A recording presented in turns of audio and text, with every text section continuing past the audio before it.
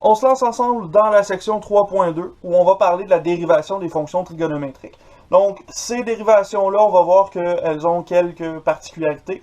On va notamment traiter là, des fonctions trigonométriques typiques là, comme sin, cos, tan et les autres fonctions coséquentes, cotangentes, etc. On va pouvoir parler aussi des fonctions trigonométriques inverses, mais ça viendra un petit peu plus tard. Là. On va en parler brièvement à la fin de la section 3.2, mais beaucoup plus dans la section 3.3. Et pour se rendre jusque-là, il va falloir qu'on s'assure que tout le monde se souvient de la trigonométrie, au moins un minimum pour pouvoir se lancer dans de la dérivation par-dessus tout ça. Donc on fait une petite section de rappel. Dans ce rappel-là, on va se rappeler notamment qu'est-ce qu'il y a comme relation entre les angles en degrés et les angles en radians. On va se rappeler notamment qu'est-ce que c'est un radian, qu'est-ce que ça représente. Puis on va pouvoir parler de traverser entre les degrés et les radians pour se rendre jusqu'à nos fonctions trigonométriques qu'on va rappeler ensemble. Donc on se lance là-dedans. On est dans le contexte où on a un cercle de rayon R. Dans ce cercle-là, on est allé former un arc. On a formé un arc en prenant deux segments qui partent du milieu, deux rayons qui partent du milieu, et qui forment un angle θ. Cet angle-là forme un arc d'une longueur grand L. Et à partir de ça ici, on va définir ce que c'est un radian, puis on va voir qu'est-ce qu'il y a comme relation entre le degré et le radian. Donc, dans ce cercle-là ici, un radian, ce que ça représente, ce sera un rapport entre la longueur de l'arc qu'on a créé et le rayon de notre cercle. On veut voir, on s'est déplacé de combien de rayons sur la circonférence du cercle. En réalité, le calcul associé à tout ça, c'est de dire que notre angle, ce sera égal à la longueur de l'arc, grand L, divisé par le rayon, petit r. C'est ce qu'on retrouve ici. Notre angle θ est calculé en prenant la longueur de l'arc, grand L, divisé par la valeur de notre rayon du cercle en radians. Et ça ici, ça va nous donner une proportion de notre rayon. Ça va nous dire de combien de rayons est-ce qu'on s'est déplacé sur la circonférence de notre cercle. C'est une autre façon de vraiment situer où est-ce que notre angle s'est arrêté dans un cercle, autre que la méthode typique qui est en degrés. Donc on divise le cercle en 360 parties égales, et ces 360 parties-là deviennent des degrés. Ceci étant dit, on voudrait voir quel est le lien entre les degrés qu'on connaît déjà et les radians qu'on vient de redéfinir. Les radians, on va se rendre compte que c'est juste une autre façon de parler d'une rotation dans un cercle. Et on va faire ça en passant par la circonférence de notre cercle. On se dit déjà qu'un cercle complet, donc une circonférence au complet, ça va représenter un angle de 360 degrés. C'est normal, si je fais le tour complet de mes 360 parties, je vais avoir obtenu 360 degrés. Ensuite de ça, la longueur de l'arc formé par un angle de 360 degrés, ce sera la circonférence finalement de notre cercle. Donc, une longueur d'arc égale à 2π fois notre rayon. Ça ici, c'est une formule qu'on devrait tous connaître. La formule de la circonférence d'un cercle, 2π fois le rayon. À ce moment-là, on sait donc que 360 degrés, c'est égal à un angle en radian qui correspond à notre circonférence 2πr divisé par le rayon, définition de notre radian. Donc 360 degrés est égal à 2πr sur r fois plutôt 2πr sur r radian. On peut manipuler un petit peu ici l'algèbre qu'il y a dans cette formule-là. Le rayon, peu importe c'est quoi, il va s'annuler au numérateur et au dénominateur. Il nous reste 360 degrés qui est égal à 2π radian. Donc si on divise par 2, 180 degrés est égal à π radian. À partir de ça ici, on peut obtenir les deux équivalences qui nous intéressent. 1 degré, c'est égal à π sur 180 radians, et 1 radian, c'est égal à 180 sur π degrés, tout simplement. Avec ça ici, on va être capable de traverser des degrés au radian. On va être capable d'utiliser des angles remarquables, notamment tout à l'heure quand on va parler du cercle trigonométrique, et on va être capable d'utiliser ça avec nos fonctions trigo, qu'on va voir dans un instant. On parle maintenant du cercle trigonométrique. Cercle trigonométrique, qu'est-ce que c'est? C'est un cercle en particulier qui va être centré en 0, 0 dans le plan cartésien. Ce cercle-là va avoir comme particularité le fait que son rayon est de longueur égale à 1. Et dans ce cercle-là, chaque angle θ qu'on va former, chaque angle au centre du cercle,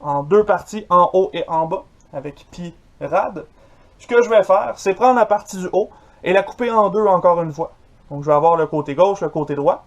Je vais prendre pi divisé par 2.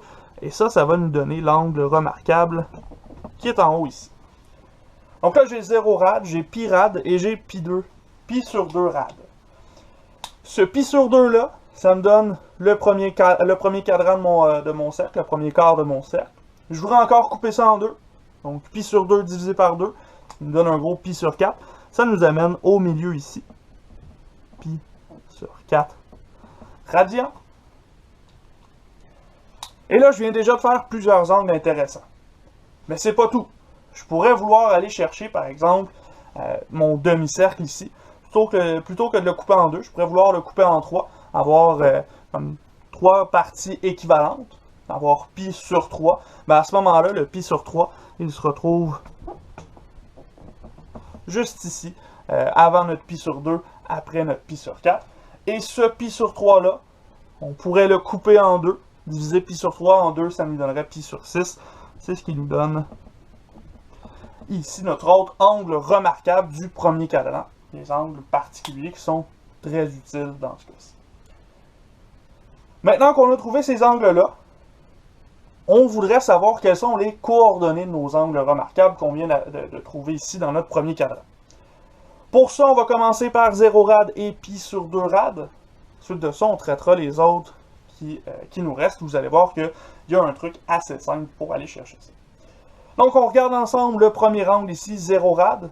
Ben, 0 rad, on va être capable de trouver ses coordonnées en analysant un petit peu notre graphique ici.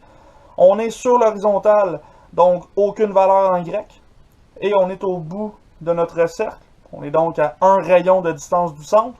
Comme on est dans le cercle trigonométrique, le rayon vaut 1. Ça veut dire qu'en x, on va avoir une valeur de 1. Et en y, comme on n'a pas bougé, on est à 0. Donc on a les coordonnées 1, 0 pour l'angle 0 rad, ou 2 pi rad, ou 4 pi, peu importe. On comprend que quand on fait un tour complet, ou qu'on ne bouge pas, on est au point 1, 0. Vous pouvez vérifier ça en allant faire là, le cos de l'angle 0, sin de l'angle 0. Vous obtiendrez les mêmes valeurs dans ce cas-ci. Ensuite de ça, je vais aller en haut de mon cercle. Un autre point là, pas mal similaire en termes de déduction qu'on va faire.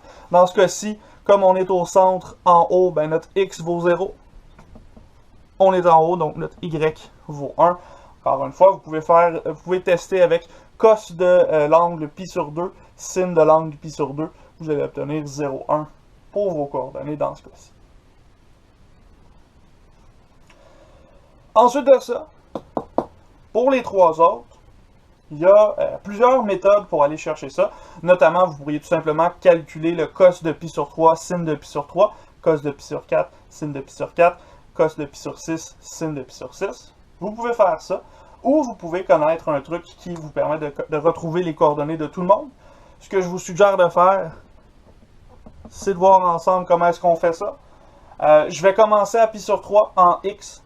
Je vais redescendre jusqu'à pi sur 6 en x. Et ensuite de ça, on fera les y. Dans ce cas-ci, mon truc, c'est simple. On compte 1, 2, 3. Ensuite de ça, on fait une racine carrée sur chacun de ces chiffres-là. Racine de 1, ben on s'entend que c'est 1. Fait que ça reste 1. Racine de 2, on ne connaît pas ça, c'est irrationnel. Et racine de 3 non plus. Ensuite de ça, on divise par 2 partout. Et on vient de trouver les coordonnées en x de chacun de nos angles remarquables. Une demi en x pour pi sur 3. Racine de 2 sur 2 pour pi sur 4. Racine de 3 sur 2 pour pi sur 6. Et ce truc-là, ben, il se fait aussi à l'opposé pour les grecs. Pour les grecs, 1, 2, 3. J'applique les racines. Racine de 1, c'est 1. Je divise par 2 partout. Et voilà, j'ai mes coordonnées pour mes trois angles remarquables qui étaient dans le milieu ici. Vous pouvez maintenant prendre ces coordonnées-là, les envoyer de l'autre côté pour trouver les angles, les coordonnées des angles remarquables de l'autre côté. Vous faites une symétrie simple par rapport à l'axe des Y ou une symétrie simple par rapport à l'axe des X. Si vous faites la symétrie par rapport à l'axe des Y, les coordonnées en X vont devenir négatives. Si vous le faites par rapport à l'axe des X, les coordonnées en Y vont devenir négatives. Mais les chiffres pour les coordonnées, ce seront toujours les mêmes. Pour la suite, pour les autres angles, ben là, il faut faire un petit peu de logique. À ce moment-là, vous avez divisé, là, chacun des angles ici avait pour but de diviser quelque chose en une certaine partie. Donc, si je voulais couper en deux, encore comme mon pi sur 4, je vais de l'autre côté, je coupe en deux. Mon pi sur 3, on n'oublie pas qu'on coupe en tiers, et le pi sur 6 coupe le pi sur 3 en deux. Donc, il faut être capable d'aller chercher ça aussi. Vous pouvez faire la même chose en dessous. Ce sera le même principe. Vous avez à faire les réflexions sur les coordonnées et vous devriez retrouver l'ensemble de vos coordonnées du cercle trigonométrique de cette façon-ci. Donc maintenant, vous devriez être assez outillé pour vous rappeler au moins ce que c'est le cercle trigonométrique, ce que c'est la trigonométrie. Maintenant, ce qu'on va faire, nous, c'est commencer à parler de continuité de fonctions trigonométriques. On va faire ça dans la section 3.2.1. Donc, on se revoit dans une prochaine vidéo avec le début là, de la section 3.2. On vient de finir le rappel de ce que vous aviez besoin pour la suite des choses.